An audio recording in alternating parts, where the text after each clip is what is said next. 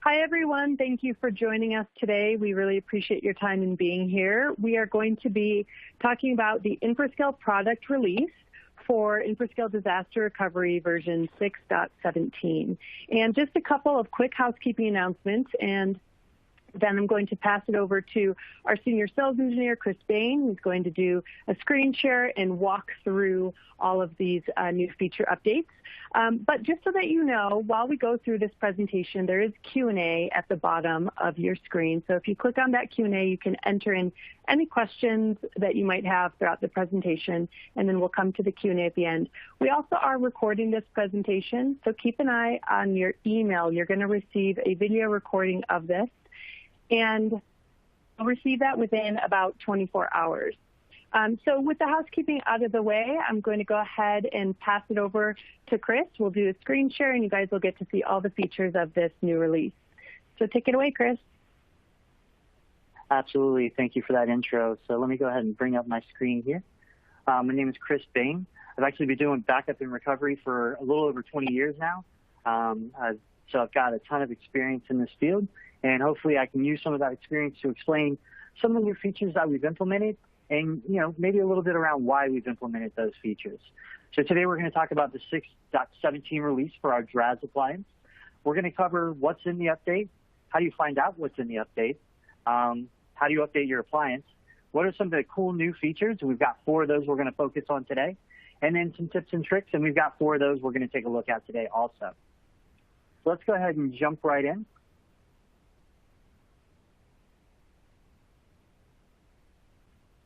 So the first thing, what's in the update? So when we update our appliance, what are we going to see? What's going to be the cool new functionality that's built into that? Now with that, I'm actually introducing something new. If you guys are using Infrascale, you might not be familiar with this, or you might, but if you go to docs, so that's docs.infrascale.com, that's going to bring up this website. So this website is the new place where we're putting all of our documentation, all of our release notes. We're going to start putting support and help articles in here. So this is really going to be the new way going forward to find out anything you would ever want to know about Infrascale. So let's go ahead and take a look at where we would find the release notes. So if we come up here and we look at disaster recovery, we can open that up, and the first thing we're going to see here is our release notes.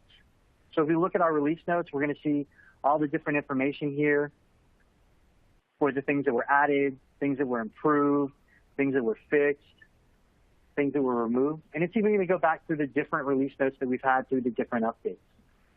Now, this isn't by any way the only place where you can find this. We can also find this if we go into our appliance. So let's go ahead and log into this appliance. Now, once we log into the appliance, if we just go over to the support tab, right here, we've got the ways to contact support. And if you scroll down, you've got the same information here for all the stuff on what's in this particular release. Now, one little thing I would like to say around the support is you've got a couple options. One's going to be emailing them, one's going to be calling them. And I actually find the easiest way to do it is if you go to support.infrascale.com and then you click on the chat. That's going to get you with someone who might be able to answer your question immediately. But if they can't, they're going to be able to open that ticket for you and make sure it goes to the right place and someone gets back with you.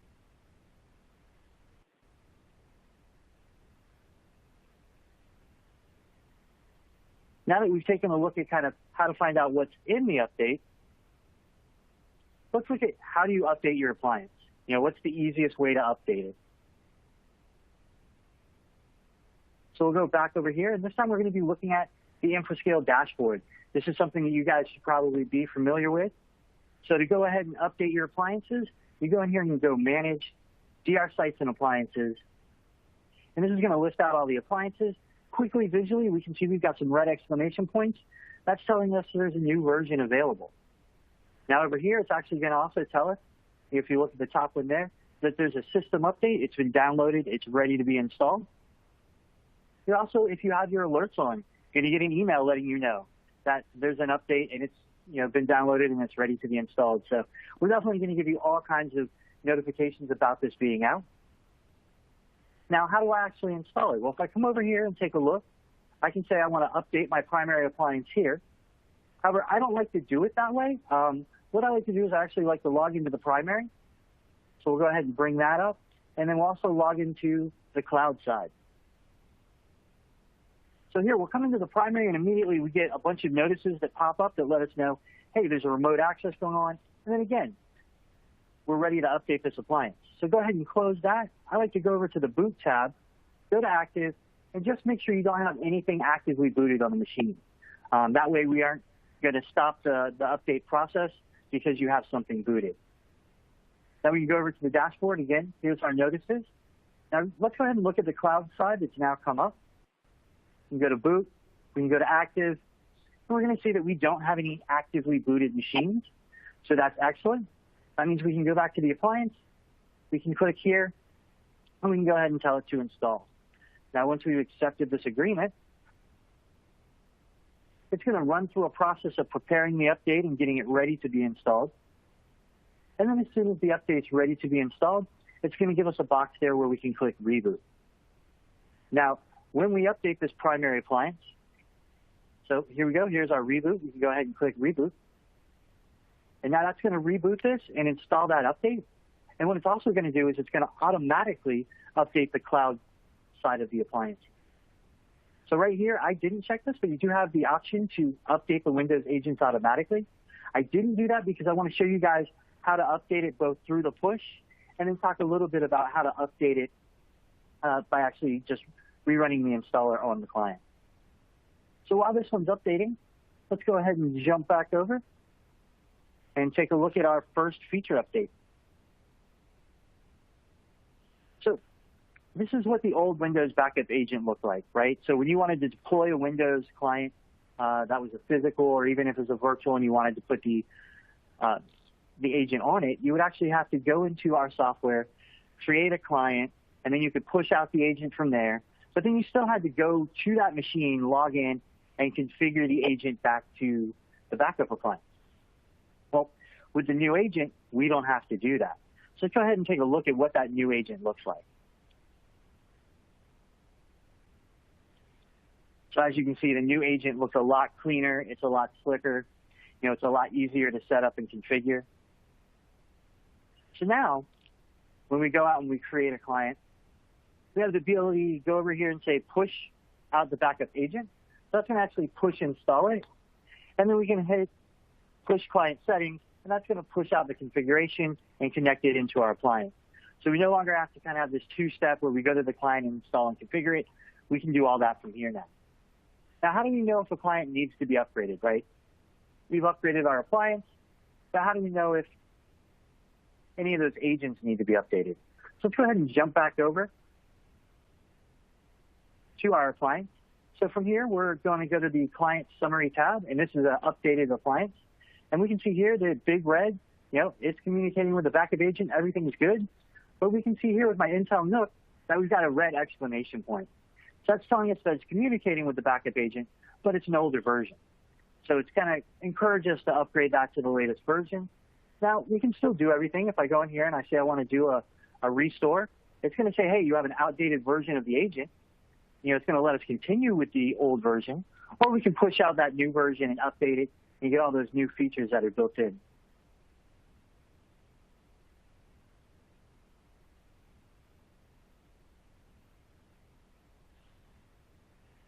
Now, the next thing that's changed, and this is a really big and kind of important change, is around setting up retention. So classically, you know, we allow you to set different retentions for on-prem, for off-site. We allow you to do that archiving for that really long-term retentions. But they really haven't been that granular, right? If we're going to keep our backups, we're going to keep all of our fulls.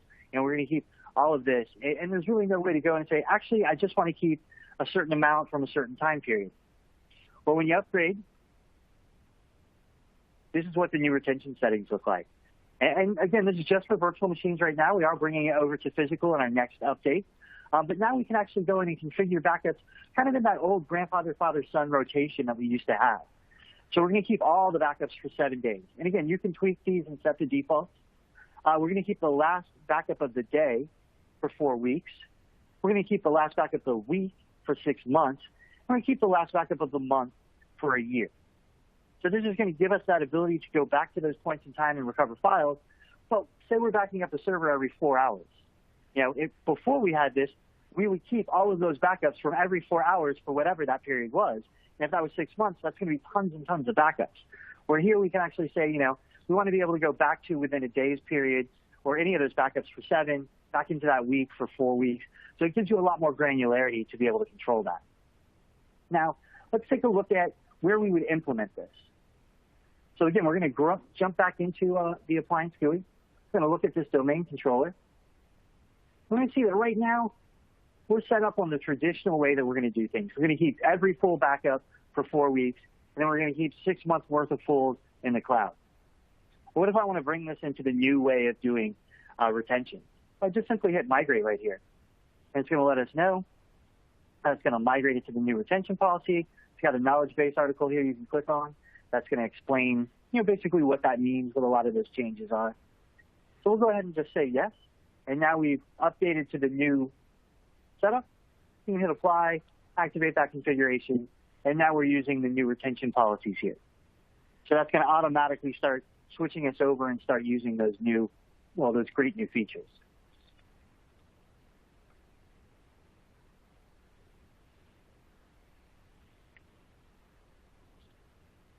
Now, this one is actually one that I have had a lot of people request. It's the ability to restore files to a share that's on the appliance. So again, let's go ahead and jump into the appliance and take a look at how we would do that, right? So previously, if we wanted to come in here and say we wanted to do a browse and restore, we can always pick the last and all the backups, or we could pick a window in time. We hit browse, we get that Explorer level view. And you go out here and let's go ahead and take a look at users, and say we wanted to restore the Chris work folder. Now, we can always, like we've always been able to, push it back to a client, browse on that client, put it in a different directory, restore it to other ones that are running the agent. But now we have the ability to apply or restore it to an appliance network share. So now it's going to show you where that's going to go. And then you can go ahead and hit restore, and it's going to restore it out to that network share. That way, if a customer is like, I know it was in that folder, well, you could just put the directory out there and let him go find his file and figure out where he had it saved at. So this is definitely something I've had a lot of requests for, and I'm super happy that we got it in with this product release.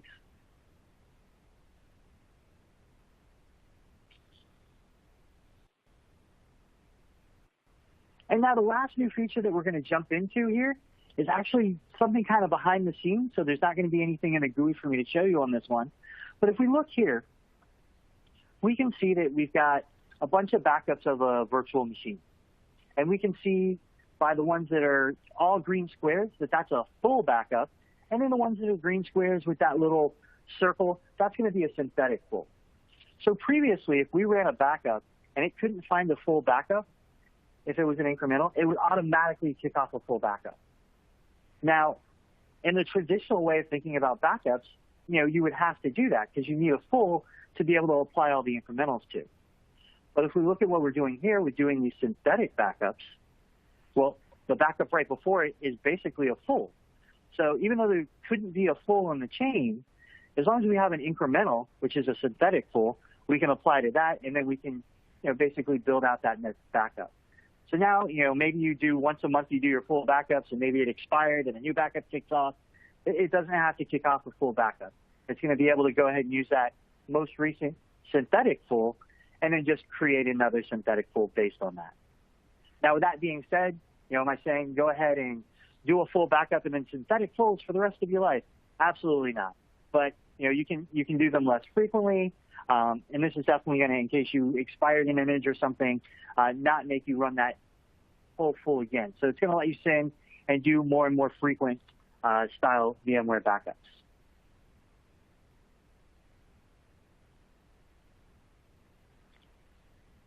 Now, with that being said, let's jump into my favorite part, tips and tricks. So I like to give you guys something you can walk away with that hopefully you didn't know about that's going to make your day-to-day life easier. So the first thing, what's my appliance's IP, right? So we ship out an appliance, it goes to your customer site. You get on site, you rack it, you stack it, you plug it into the network, you power it on, you plug in the IPMI, you plug in the networking, and now it's going to grab a DHCP address. But what address did it get? Are you going to have to go out to the routers and try and figure that out? How are we going to discover where my appliance's IPs are? Well, Now you can simply go to devices.infrascale.com from that network, and we're going to be able to tell you all of the appliances that are sitting on top of that network. So as we can see down here, I ran this earlier and was able to scan, and I can see Orlando app 1 and 2. I can see what the UUIDs are. I can see the model number, the firmware, the MAC addresses, the IP addresses. I can even see the IPMI address, so if I wanted to get into that management console. So this is a really neat tool to make it a lot easier to deploy this. So literally you can rack it, stack it, give it networking, turn it on, and then run this tool, and it's going to let you know how to connect to that machine. You know, of course, once you connect to this, you probably throw on your static IP, or in DHCP, you go ahead and reserve that IP address so that it doesn't change. But I definitely think this makes that implementation a little bit easier for you guys. The next thing we're going to look at is the RAID bar. So down at the bottom, we've got that RAID bar that's always been there. You know, it used to be green and sitting there. Now we've made it gray, but we've also added in some more information. You know, that total protected space. You know, that's what we bill on, so that's really the most important number. Who cares what's being stored on it? You know, that's just how much free space you have. So here, now you can not only see how much space is available, but you can now see the total protected space, so you know exactly what that customer is going to get billed for, you're going to get billed for. Now, another thing that we did do is we did actually change the way that we're calculating these numbers. So that's something that you might actually see. Going up until now, we were calculating them based off of 1,000, but now we're actually calculating them based off 1024. So kind of the way that the industry is doing it, we've switched over, you know, the algorithms behind the scenes here to actually use 1024 instead of 1,000 to match, you know, most of the industry. Now, the last thing that I'm going to touch on here is going to be around security. So if we take a look here, we've now enabled the option to disable HTTP access. So previous to this, you could get to it HTTP, which we would not recommend, or you could get to it through HTTPS. Now we can actually lock it down and say only through secure, no more just regular HTTP. Now in the next update that we have coming out, we're actually going to implement the ability for you to import your own SSL certificate. Right now, the certificate that's on the appliance is generated when you run through that wizard in the beginning, and it's a self-signed certificate. But in the future, you'll be able to actually import your own certificate so that, you know, when you go to it, you're not going to get that error that says, go away. This is a self-signed certificate. It's dangerous. So that'll be nice. And again, that's coming in the next update that we have coming out. Now, the one last thing, this isn't specific to this update, but just kind of things I wanted to make sure that you guys knew. We do have support for Server 2019, SQL 2017, VMware 6.7, and again, we have support into ConnectWise for Automate and Manage, and we're expanding our functionality into both of those. Almost on a monthly, we're having updates into what we can do to push into Automate and Manage. Now, with that being said, I'm going to ask Carla, hey, did we have any questions come in while we were going on? Thanks, Chris. That was a really great overview, and it was awesome for everyone to see all of the new features and functionality coming out. I don't see any questions that have come through yet.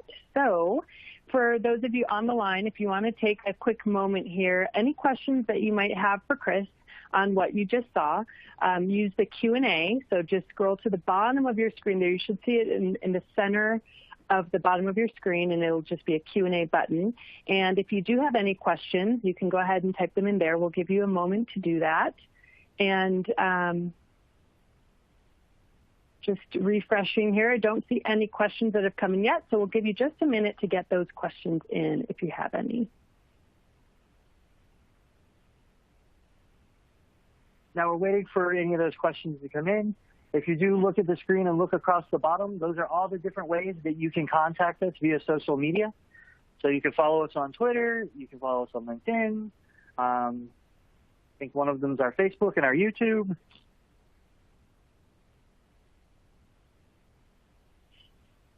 Okay, looks like we have a question from Ernesto, and Ernesto asks, any improvements to VSS or on Hyper-V? So I do not know of any specific updates around Hyper-V as far as doing VSS backups. I know we had some that came out in December We actually did a lot of things around Hyper-V, so those might have been addressed there. But if there's something specific that you're looking for, you can definitely reach out and shoot us an email, and I can do a little bit more research and get you that answer back. Great.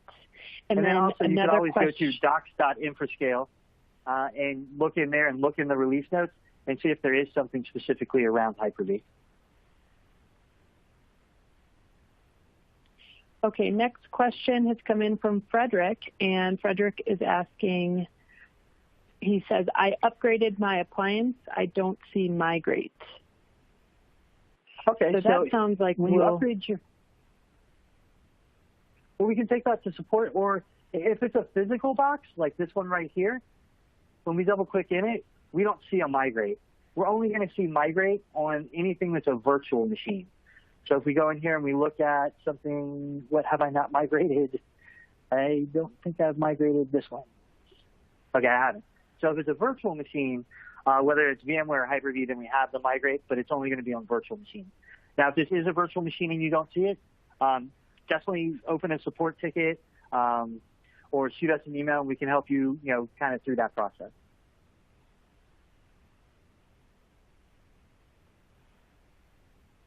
All right, and now Travis asks, do you have any plans to integrate with SCVMM similar to how you integrate with vSphere? So I would have to verify this because in my environment, I don't actually have SCVMM installed and configured, but I know we have an environment I can get into and test it. But last time I checked, I believe we could actually connect to that, and then that would let us see all the Hyper-V servers that were under it and back those up.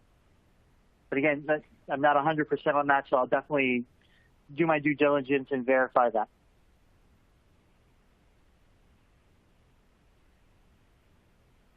And a follow-up just comment from Frederick. He says, oh, okay, I got it.